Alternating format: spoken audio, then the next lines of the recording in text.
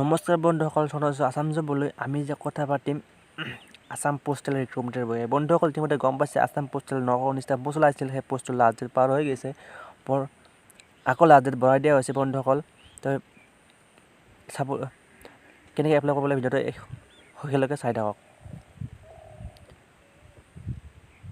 বন্ধুসকল, total post আছিল 919টা, ইউৰ কাৰণে আছিল 439টা, এছ কাৰণে আছিল 50টা আৰু EWS কাৰণে আছিল ST কাৰণে আছিল 87টা আৰু EWS কাৰণে আছিল 75টা আৰু OBC কাৰণে আছিল 231টা আৰু PWA কাৰণে আছিল 10টা আৰু PWB কাৰণে আছিল 10টা আৰু PWC কাৰণে আছিল 9টা আৰু PWDE কাৰণে আছিল 8টা পোষ্ট।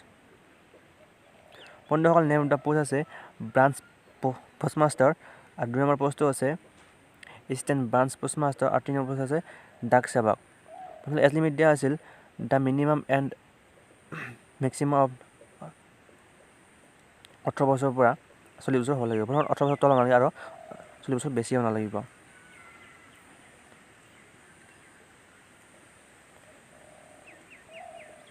বন্ধুসকল, ST কাৰণে 5 বছৰ ৰেহাই দিয়া হ'ব আৰু বেকগ্ৰাউণ্ড ক্লাছ আৰু OBC কাৰণে দিয়া হ'ব 3 বছৰ ৰেহাই দিব আৰু PW কাৰণে 10 বছৰ ৰেহাই দিয়া আছে আৰু EWS কাৰণে কোনো বয়সৰ ৰিলেশ্যন নিদিয়ে। শ্বেয়াৰ দিয়া আছিল আমাৰ 12,000 পৰা 14,000 পাৰ মান্থ। বন্ধুসকল, এইখন আছে অফিচিয়েল এডভাৰটাইজমেণ্ট। বন্ধুসকল, আমাৰ লাষ্ট ডেট গুচি গৈছে 5/8/2019।